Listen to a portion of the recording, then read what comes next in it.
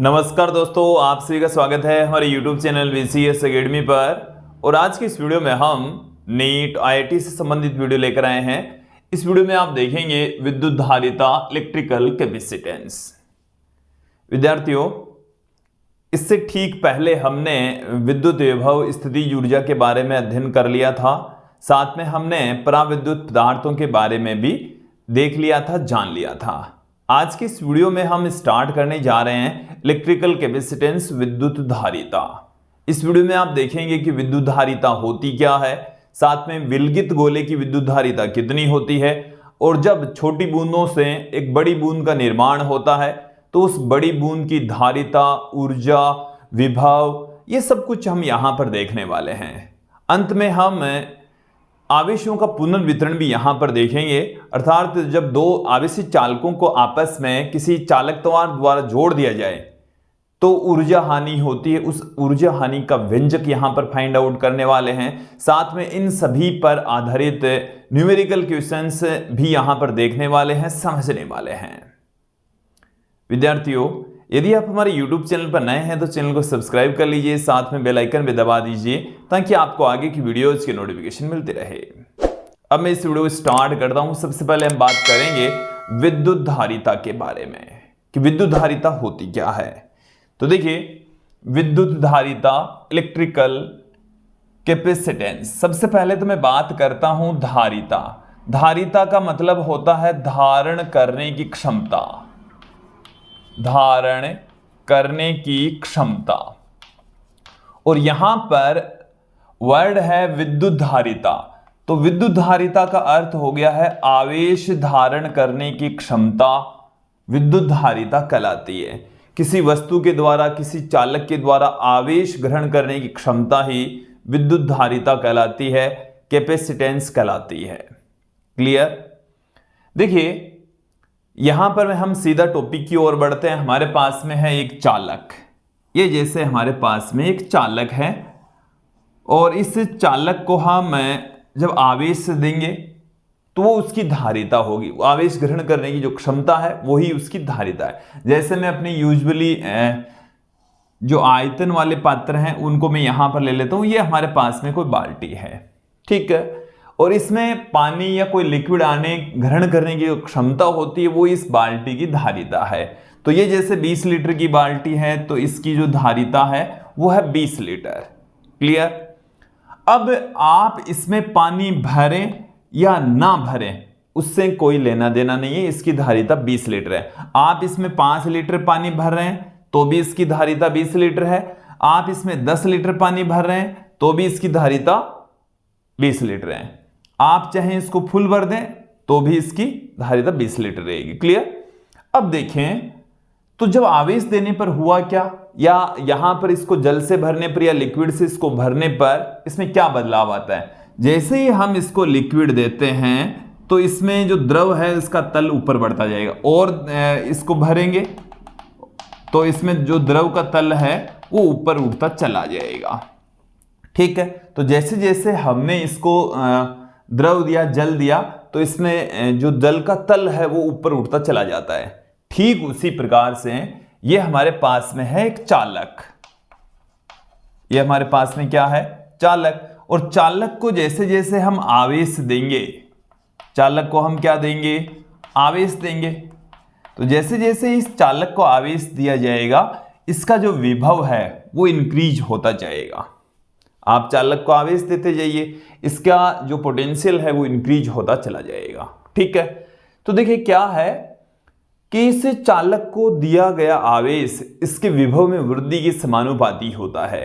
देखो यहां पर तो पात्र को दिया गया जल उसके जल के तल के समानुपाती होता है। जितना ज्यादा आप इस पात्र में जल डालेंगे उस जल का तल भी उतना ही ऊपर होगा। ठीक उसी प्रकार से किसी चालक को दिया गया आवेश उसके विभव तल में वृद्धि के समानुपाती होता है। तो यहां पर इस चालक को दिया गया आवेश यदि Q है, आवेश कितना है? Q, इसकी विभव में वृद्धि है V, तो ये दोनों एक दूसरे के समानुपाती होंगे।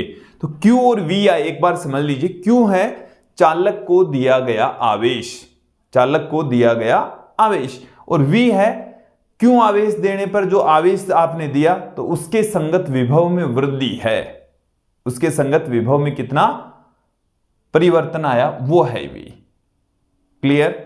जैसे इसके ऊपर पहले से कोई आवेश नहीं है तो इसका विभव है 0, इसको हमने Q आवेश दे दिया तो इसका विभव हो गया V। तो Q है वो V के समानुपाती होगा।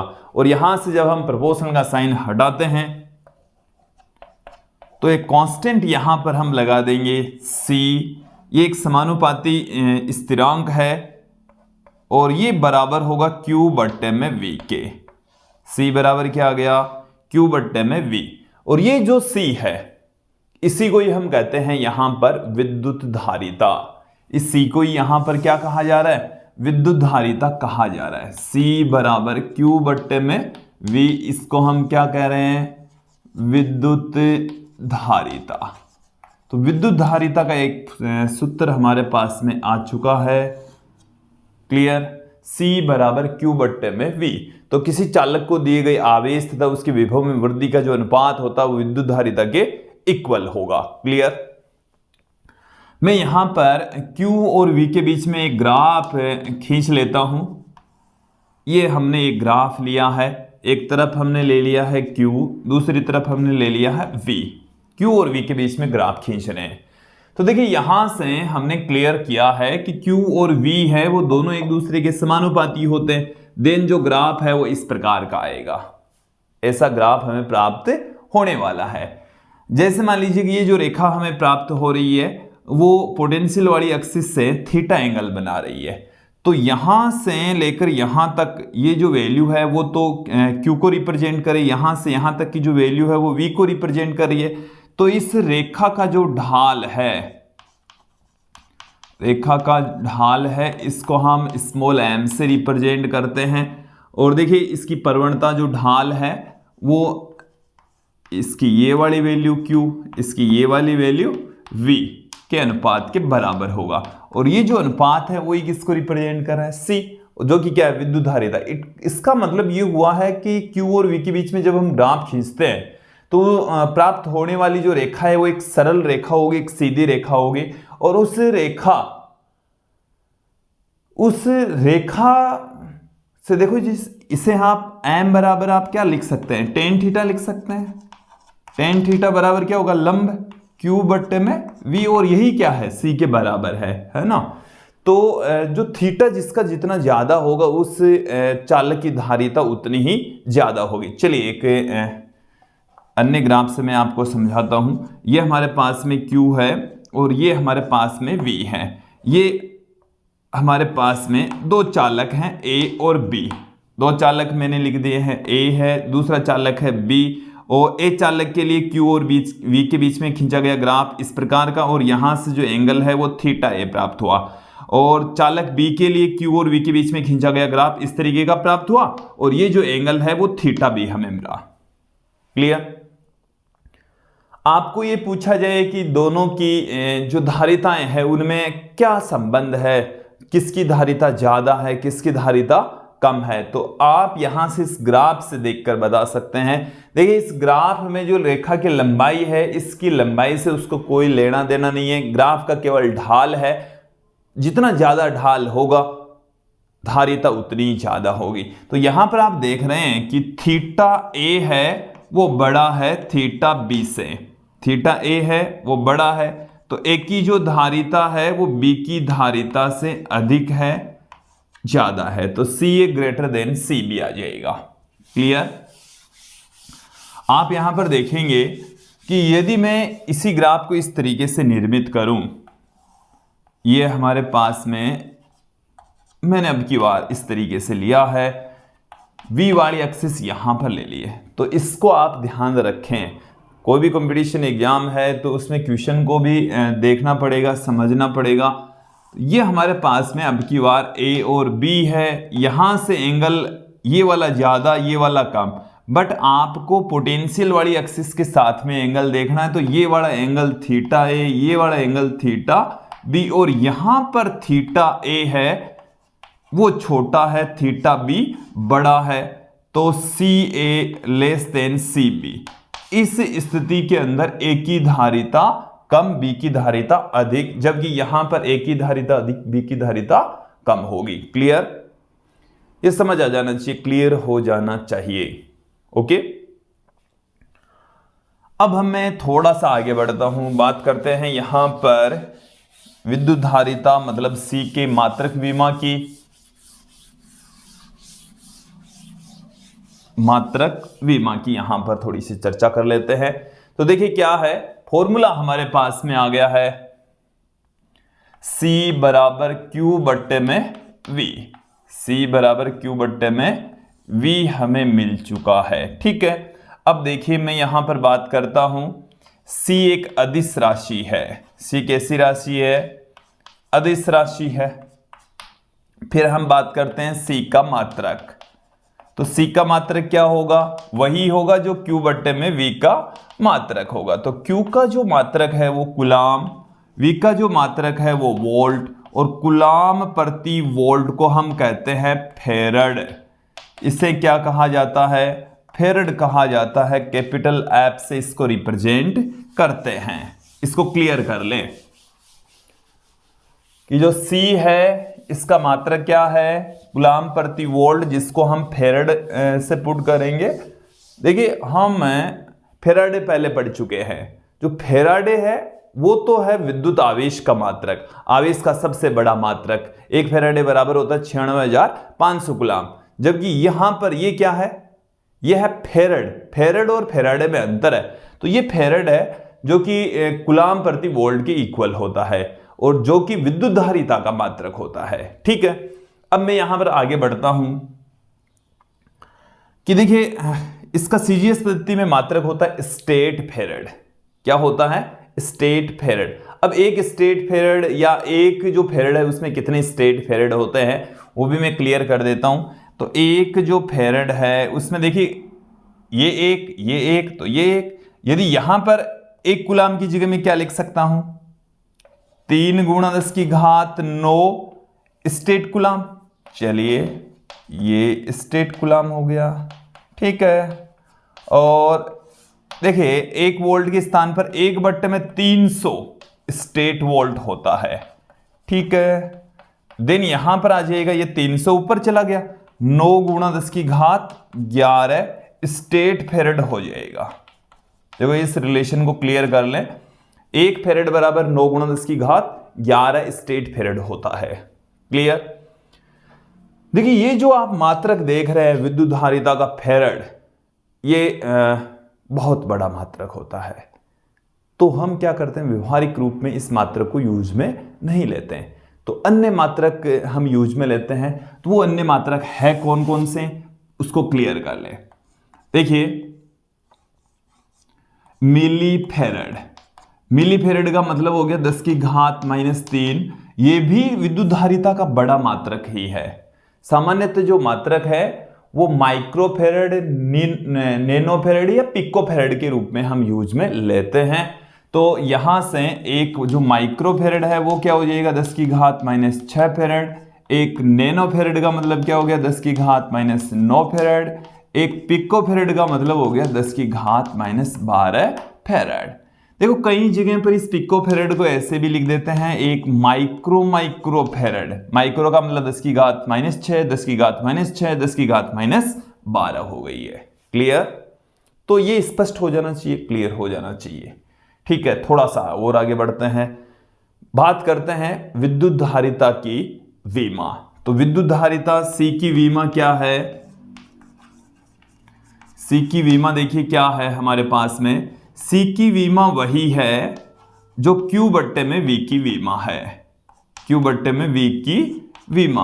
और देखो V के स्थान पर हम क्या लिख सकते हैं, W/Q लिख सकते हैं। तो W/Q, Q यह हमारे पास में A1 T1 की घात 2, W यहां पर हो गया M1 L2 T-2।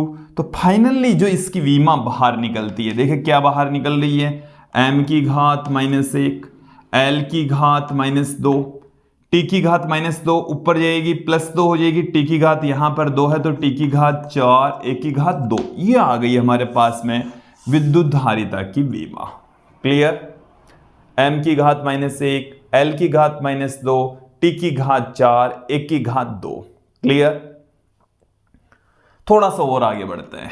c की निर्भरता, c किन चीजों पर तो निर्भर करता है और किन पर निर्भर नहीं करता। तो देखिए ये चालक के आकार और आकृति पर डिपेंड करता है। चालक के आकार पर चालक जितना बड़ा होगा उसकी धारिता उतनी ही अधिक होगी। इसके अलावा उसकी आकृति, उसकी शेप किस प्रकार की है उसके ऊपर भी डिपेंड करता है। देखिए इसके अलावा जो कैपेसिटेंस है वो किस पर निर्भर नहीं करता, Q व V पर निर्भर नहीं करता। आवेश, देखिए जो फॉर्मूला है उसके अकॉर्डिंग तो हमारे पास में क्या है, C बराबर Q बट्टे में V। तो भाई फॉर्मूले के अकॉर्डिंग तो Q का मान दुगुना करने पर C का मान भी दुगुना होना चाहिए, या V का मान बढ़ाने पर C का मान घटना चाहिए। बट ऐसा नहीं है। क्यों नहीं है फिर? कि यदि आप आवेश को दुगुना करेंगे तो ऑटोमेटिकली विभव दुगुना हो जाएगा, 2 से 2 कट जाएगा, C का मान उतना ही रहेगा। इसका मतलब है कि आप आवेश का मान बढ़ा रहे हैं तो विभव बढ़ जाएगा। ठीक है, विभव को कम ज्यादा करें तो आवेश भी कम ज्यादा हो जाएगा। इन दोनों का जो रेशियो है वो कांस्टेंट बना रहता है, धारिता नियत बनी रहती है। किस पर डिपेंड करती है धारिता? जो चालक आपने लिया है उसके आकार पर डिपेंड करता है, उसकी आकृति पर डिपेंड करता है, उस चालक के चारों ओर भरे हुए माध्यम पर डिपेंड करता है, चालक की प्रकृति पर डिपेंड नहीं करता। देखिए ये आप देखिए, मैं बात करता हूं, आप बाल्टी ले रहे, आप चाहे वो एल्यूमिनियम की बाल्टी ले, प्लास्टिक की बाल्टी ले, लोहे की बाल्टी ले, धारिता उनकी क्या रहेगी, उस चालक की प्रकृति पर डिपेंड नहीं करेगी। ठीक है, कितना वॉल्यूम वो घेर रही है उस पर डिपेंड करेगा। ठीक है, ठीक उसी प्रकार से ही जो चालक है वो लोहे का है, एल्यूमिनियम का है, उससे कोई लेना देना नहीं है।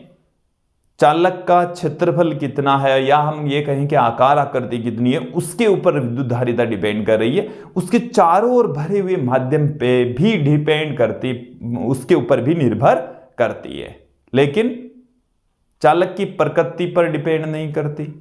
चालक कौन से मेटर का बना हुआ उसके ऊपर निर्भर नहीं करती। साथ में चालक को दिया गया आवेश उसके विभव में वृद्धि के ऊपर भी डिपेंड नहीं करती है। तो ये चीज एकदम क्लियर हो जानी चाहिए। अब मैं थोड़ा सा आगे बढ़ता हूं, यहां पर बात करूंगा, एक विलगित गोला हम लेकर चलेंगे और उस विलगित गोले की धारिता की यहां पर हम चर्चा करेंगे। चलिए,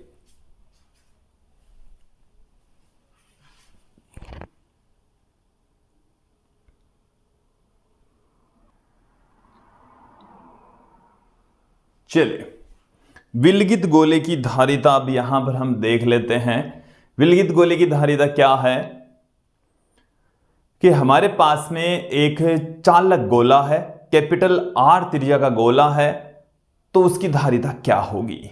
चलिए देखिए, मैं यहां पर कंसीडर कर रहा हूं, ये हमारे पास में एक गोला है जिसकी रेडियस है कैपिटल R। ठीक है, इसको हमने आवेश दे दिया Q, हमने इसको आवेश कितना दिया है, Q आवेश दे दिया है। ठीक है, तो इस गोले का जो विभव है वो हो जाएगा 1/4 पाई एप्सिलॉन नॉट Q बट्टे में R। देखो इसको क्लियर कर लें।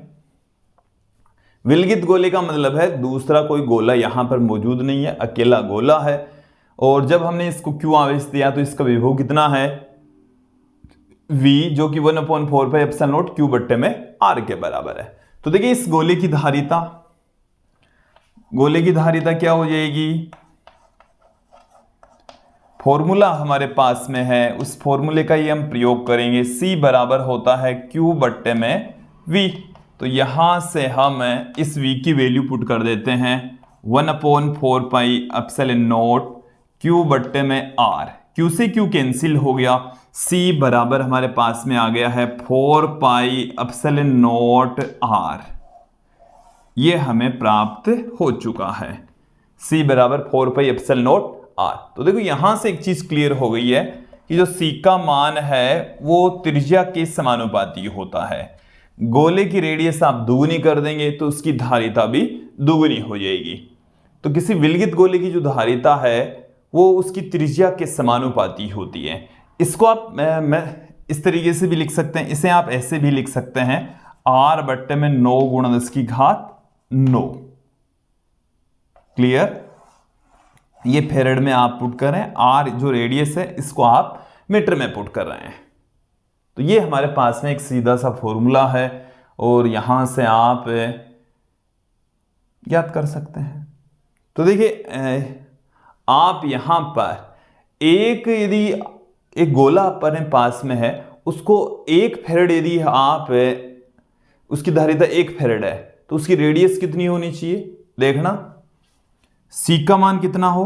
1 फेरेड। देन रेडियस कितनी होगी? देखिए 1 फेरेड जो धारिता वो काफी बड़ी होती है, R बराबर 9 गुणा 10 की घात 9 मीटर। देख लीजिए, समझ लीजिए कि आपके पास में एक गोला है जिसकी रेडियस है 9 गुणा 10 की घात 9 मीटर, तो उसकी धारिता 1 फेरेड होगी। ये व्यवहारिक रूप में संभव नहीं है। किसी चालक को 1 फेरेड यदि आप आवेश दे रहे हैं, ये व्यवहारिक रूप में संभव नहीं है, क्योंकि इसके लिए आपको इतना बड़ा गोला चाहिए। 1 फेरेड आवेश देने के लिए 9 गुणा 10 की घात 9 मीटर रेडियस वाला एक गोला चाहिए, जो कि व्यवहारिक रूप में संभव नहीं है। चलिए हम थोड़ा सा आगे बढ़ते हैं। पृथ्वी को हम एक गोला मान लें। पृथ्वी को क्या मान लिया जाए? एक गोला मानकर उसकी धारिता ज्ञात की जाए। तो क्या आएगी? देखिए, पृथ्वी की विद्युत धारिता, विद्युत धारिता। तो पृथ्वी क्या है? एक विलगित गोला है, और विलगित गोले की धारिता तो हम जानते ही हैं। ठीक है, विलगित गोले की धारिता हम क्या जानते हैं? C बराबर R बट्टे में 9 गुणा 10 की घात 9, या आप इसको 4 पाई एप्सिलॉन नॉट R भी कह सकते हैं, एक ही बात है। देखिए, जो रेडियस ऑफ अर्थ है वो है 6400 किलोमीटर, हम जानते हैं। इसको आप 6.4 इंटू 10⁶ मीटर भी पुट कर सकते हैं। देन यहां से C इक्वल टू कितना निकल कर आएगा? R की जो वैल्यू है वो 6.4 इंटू 10⁶ अपॉन 9 इंटू 10⁹। और देखिए यहां से जब आप कैलकुलेट करोगे तो हमें देखिए क्या मिलने वाला है। यहां से हमें 711 माइक्रोफेरेड हमें प्राप्त होने वाला है। तो ये तो हमें मिल चुका है यदि आप कैलकुलेशन करते हैं गणितीय रूप में, सैद्धांतिक रूप में।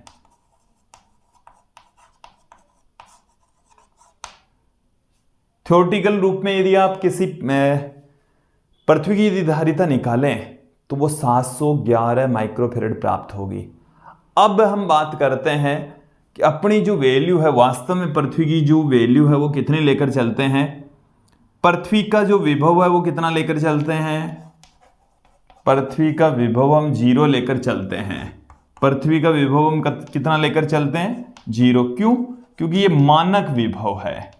पृथ्वी का विभव हमने कितना कंसीडर कर रखा है? 0 कि भाई 0 ही लेकर चलना है। पृथ्वी का विभव कितना ले लिया हमने? 0, और उसके रेस्पेक्ट अन्य राशियों का, अन्य वस्तुओं का हमने विभव निकाल रखा है। देन यहां पर पृथ्वी का विभव 0 है तो धारिता कितनी हो जाएगी?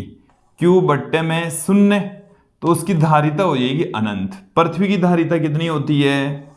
अनंत होती है। पृथ्वी की धारिता कितनी होती है? देखिए, यदि आप गणितीय रूप में करेंगे तो 711 माइक्रोफेरेड आएगी, और वैसे यदि इसको स्टैंडर्ड मानकर चलें देन यहां पर इसकी धारिता अनंत हमें प्राप्त होने वाली है, अनंत हमें मिलने वाली है। ठीक है, अब मैं थोड़ा सा आगे बढ़ता हूं। अब यहां पर मैं बात करूंगा कि हमारे पास में छोटी छोटी बूंदें हैं, आवेशित बूंदें हैं, और उन आवेशित बूंदों से हम एक बड़ी बूंद का निर्माण कर रहे हैं। तो उस बड़ी बूंद की धारिता, विभव, आवेश, ऊर्जा, इन सब की यहां पर हम चर्चा करेंगे। चलिए देख लेते हैं।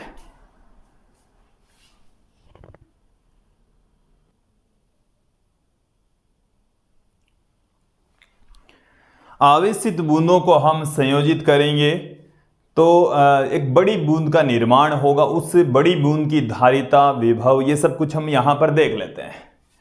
देखिए, हमारे पास में एक समान आकार वाली छोटी बूंदें हैं, उनका आकार है समान और ये n बूंदें हैं। कितनी है? n। और n बूंद मिलकर एक बड़ी बूंद का निर्माण करती है। ठीक है, हम कुछ चीजें यहां पर लेकर चल रहे हैं कि बड़ी बूंद और छोटी बूंद की त्रिज्या के बीच में क्या संबंध है। एक छोटी बूंद की रेडियस हम लेकर चल रहे हैं स्मॉल r। क्या लेकर चल रहे हैं? Small r। बड़ी बूंद की जो रेडियस है वो है कैपिटल R। बड़ी बूंद की रेडियस कितनी है? Capital R। छोटी बूंद का जो आवेश है वो हम लेकर चल रहे हैं Q, और बड़ी बूंद का आवेश है वो हम लेकर चल रहे हैं कैपिटल Q। इसी प्रकार से बात करते हैं विभव की, तो एक छोटी बूंद का जो विभव है वो है स्मॉल v, इसका जो विभव है वो हम लेकर चलेंगे कैपिटल V। बात करते हैं यहां पर धारिता की, तो जो धारिता है स्मॉल c और यह है कैपिटल C। और बात करते हैं यहां पर ऊर्जा की, तो यह है स्मॉल u और यह है कैपिटल U। इतनी चीज तो क्लियर हो गई। यहां पर हम देख लेते हैं Q बराबर क्या होता है? C1V1 और Q बराबर, तो यहां पर देखिए टोटल जो आवेश होगा वो N इंटू Q होगा, क्योंकि N बूंदों से मिलकर तो बन रही है बड़ी बूंद। तो एक बूंद पर आवेश है Q, तो N बूंद है तो N इंटू Q। एक चीज और देखें, बड़ी बूंद का जो आयतन है वो N छोटी बूंदों का आयतन के बराबर, बड़ी बूंद का आयतन, और ये बराबर है N इंटू छोटी बूंद का आयतन। छोटी बूंद का आयतन, तो देखिए बड़ी बूंद का आयतन तो कितना है? 4/3 पाई r क्यूब। n इंटू छोटी बूंद का आयतन कितना है? 4/3 पाई r। देखो बूंद को गोला लेकर चलेंगे तो कैपिटल R क्यूब बराबर आ गया n into small r cube. r बराबर हमारे पास में आ गया n की घात 1/3 इंटू स्मॉल r। तो छोटी बूंद और बड़ी बूंद की त्रिज्याओं के मध्य यह संबंध होगा। ठीक है, कैपिटल R बराबर n की घात 1/3 इंटू स्मॉल r। आवेश ये होगा, छोटी बूंद का जो आवेश है उसका n गुना आवेश हो जाएगा। बात करते हैं विभव की, तो देखिए विभव क्या हो जाएगा, यहां पर आप ध्यान दें, इसकी जो धारिता है वो 4 पाई एप्सिलॉन नॉट r, और यहां पर इसकी धारिता हो गई है 4 pi epsilon not into capital R। और कैपिटल R कितना है? ये पड़ा n की घात 1/3 into 4 pi epsilon not into small r, तो n की घात 1/3 इंटू c, ये आ गया हमारे पास में। बात करते हैं v की, विभव, तो देखिए जो छोटी बूंद का विभव है वो हम लेकर चल रहे हैं स्मॉल v, तो बड़ी बूंद का जो विभव है वो कैपिटल Q बट्टे में C, कैपिटल Q बट्टे में कैपिटल C, ये इसीलिए मैंने C पहले निकाला। n इंटू Q बट्टे में n की घात 1/3 इंटू C, और ये जो v है वो Q बट्टे में C के बराबर है। तो यहां से हमारे पास में इसकी घात 1/3 कम हो जाएगी, तो n की घात 2/3 इंटू v आ जाएगा। ये चीजें सारी आपके सामने है, बोर्ड पर मैंने लिख दी है, एक एक करके मैंने समझा दिया है। 1/2 CV², तो ये क्या होगा? 1/2 कैपिटल C कैपिटल V², और यहां से कैपिटल C क्या है? 1/3 n की घात 1/3 इंटू C, और कैपिटल V क्या है? n की घात 2/3 इंटू स्मॉल v का स्क्वायर। देन यहां से क्या आ जाएगा? 1/2 C, यहां से v का स्क्वायर, n की घात 1/3, और यहां पर इसका स्क्वायर करेंगे 4/3, तो n की घात हमारे पास में आ गई है 5/3, 5/3, तो n की घात 5/3 इंटू स्मॉल u। तो एक छोटी बूंद की जो ऊर्जा है वो है u, और बड़ी बूंद की ऊर्जा क्या होगी? जितनी बूंदें आप लेकर चल रहे हैं n बूंदें, उसकी घात 5/3 गुणा हो जाएगी, n की घात 5/3। तो इनके ऊपर आपको सीधा ध्यान रखना है। और देखिए मोस्टली जो रिलेशन होता है, ये जो आर की जो वैल्यू, एन की जो वैल्यू होती है वो आपको 8, 27, 64, 125 इस तरीके से, 1000 इस तरीके से मिलेगी, ताकि उसका घनमूल आप आराम से निकाल सकें, इजी वे में घनमूल निकल जाए और इनके बीच में रिलेशन आ जाए। तो यहां से आप धारिता, ऊर्जा, बड़ी बूंद की ऊर्जा, धारिता, विभव, ये सब कुछ हम ज्ञात कर सकते हैं। कुछ क्वेश्चंस भी देखेंगे इन पर आधारित। चलिए आगे बढ़ते हैं।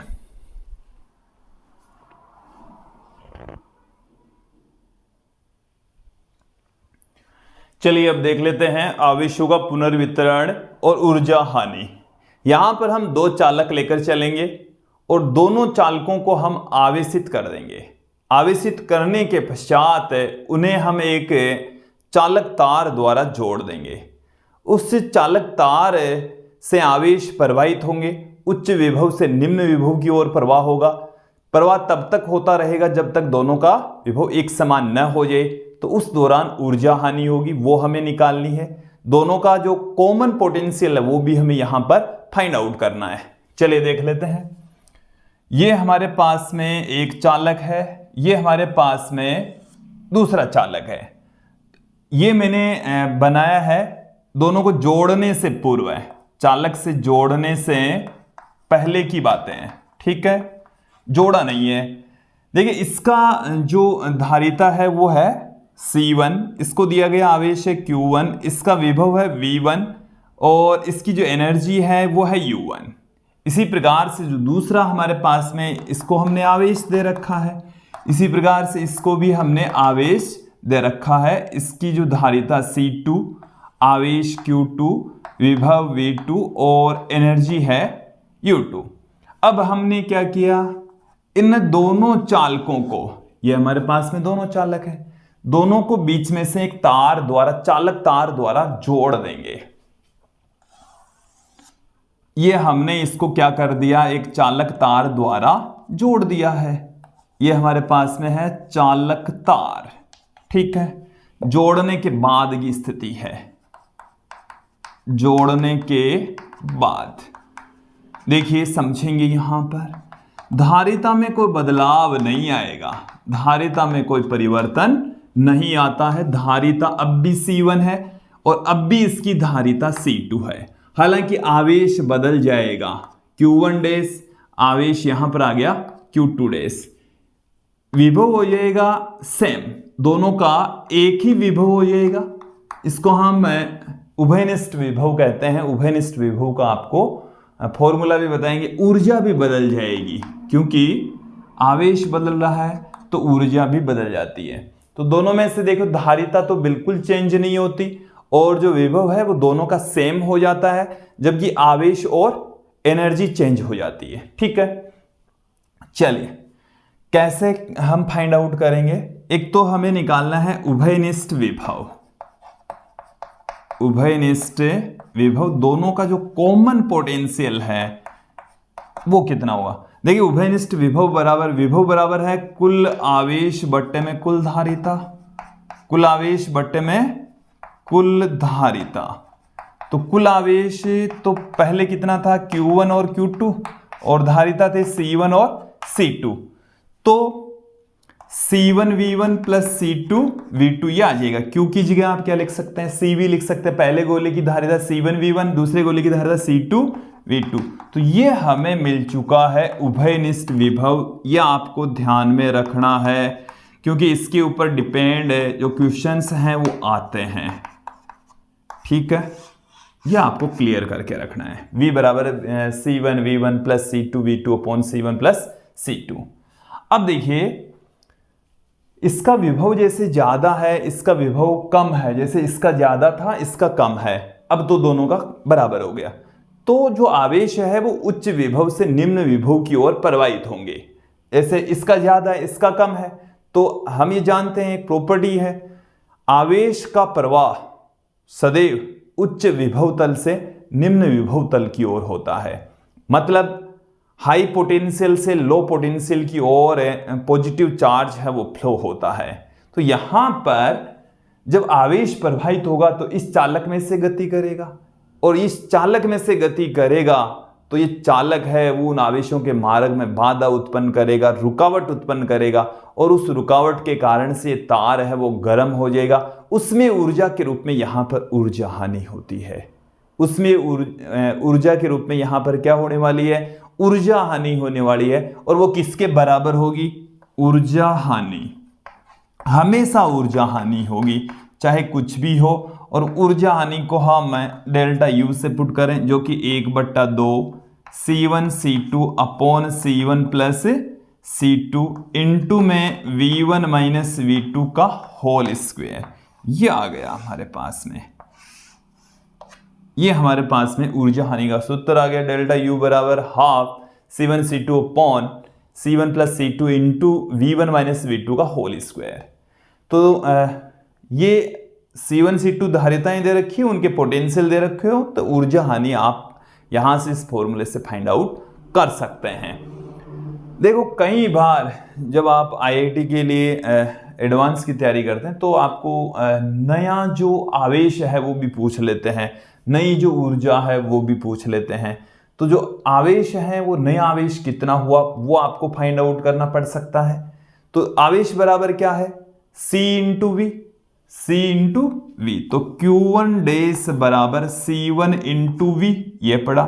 Q2 डेस बराबर C2 इंटू वी, तो V ये रहा। तो यहां से आप कैलकुलेट करके इसकी वैल्यू फाइंड आउट कर सकते हैं। एक यहां से U डेस, तो U डेस किसके बराबर आएगा? Half C1 V square. और यहां पर भी सिमिलर तरीके से ये क्या हो जाएगा? Half C2 V square. ठीक है, तो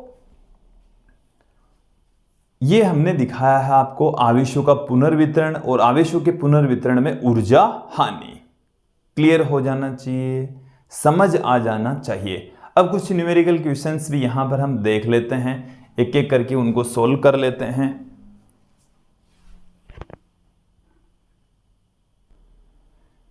चलिए कुछ क्वेश्चंस यहां पर अब हम देख लेते हैं। पहला क्वेश्चन देखिए कि समान त्रिज्या की पारे की 8 बूंदों पर समान आवेश हैं, इन्हें मिलाकर एक बड़ी बूंद बनाई गई है, तो प्रत्येक छोटी बूंद की तुलना में बड़ी बूंद की धारिता क्या होगी? चलिए देखें, छोटी बूंद, जो छोटी बूंद है उसकी धारिता हम स्मॉल c से लिख देते हैं, जो कि क्या होगी? 4 pi epsilon not small r के बराबर। अब आप यहां पर देखेंगे बड़ी बूंद की जो त्रिज्या है वो ये होगी, n का मान यहां पर हमें दे रखा है 8, तो 8 का तो त्रिज्या दुगुनी हो जाएगी। बड़ी बूंद की त्रिज्या क्या होगी? दुगुनी। अब बड़ी बूंद की धारिता क्या होगी? बूंद की धारिता, तो बड़ी बूंद की जो धारिता है वो 4 पाई एप्सिलॉन नॉट बड़ा R, और बड़ा R क्या है? 2R के बराबर, और तो यहां से 2C हो जाएगी। तो बड़ी बूंद की धारिता है वो छोटी बूंद की धारिता की दुगुनी होगी। नेक्स्ट क्वेश्चन देखिए, 4 माइक्रोफैरड धारिता की एक वस्तु को 80 वोल्ट तक आवेशित करते हैं तथा 6 माइक्रोफैरड धारिता की दूसरी वस्तु को 30 वोल्ट तक आवेशित करते हैं, और जब इन्हें जोड़ा जाता है तो 4 माइक्रोफैरड धारिता वाली वस्तु में ऊर्जा हानि क्या होगी?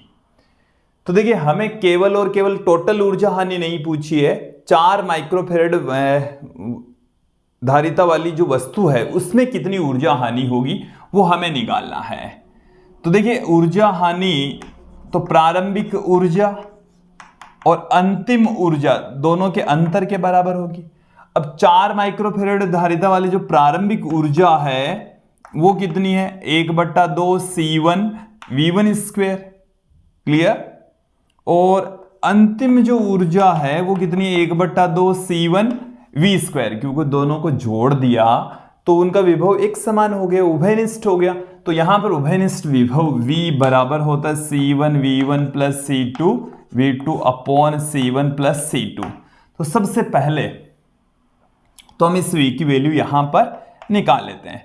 C1 की वैल्यू कितनी है 4 गुणा 10 की घात -6। V1 इसको हम 80 वोल्ट तक कर रहे हैं, फिर 6 माइक्रोफेरेड, तो 6 गुणा 10 की घात -6 गुणा इसको हम कर रहे हैं 30 वोल्ट तक, बट्टे में 4 + 6 गुणा 10 की घात -6। तो 10 की घात -6 तो कैंसिल हो जाएगा, इसको गुणा करेंगे तो 320 + 180 बट्टे में 10। तो यहां से कितना हो गया 50 वोल्ट आ गया। कितना आया 50 वोल्ट। उभयनिष्ठ विभव तो कितना आ गया 50 वोल्ट आ गया है। तो ऊर्जा हानि देखें आप, प्रारंभ में ऊर्जा तो कितनी है, C1 की वैल्यू कितनी है, देखिए 4 गुणा 10 की घात -6। V1 80 का स्क्वायर, फिर माइनस में 1/2, यहां से आ जाएगा हमारे पास में 4 गुणा 10 की घात -6 इंटू 50 का स्क्वायर, यह आ जाएगा। तो यहां से देखो 2 से तो ये कट ही जाएगा, तो 2 गुणा 10 की घात -6, ये तो दोनों में कॉमन आ गया। इसका स्क्वायर करेंगे तो 6400, इसका स्क्वायर करेंगे तो 2500, और यहां से 2 गुणा 10 की घात -6, और यहां से घटाओ आप, 14 में से 5 गया 9 रह गया, और 3, तो ये आ गया हमारे पास में। इसको जब गुणा करेंगे, 2 जीरो भी है, गुणा भी कर लीजिए, 78 हो गया, 78, यह आ गया 7.8 गुणा 10 की घात -3 जूल। इतनी ऊर्जा की हानि होगी, 7.8 मिली जूल।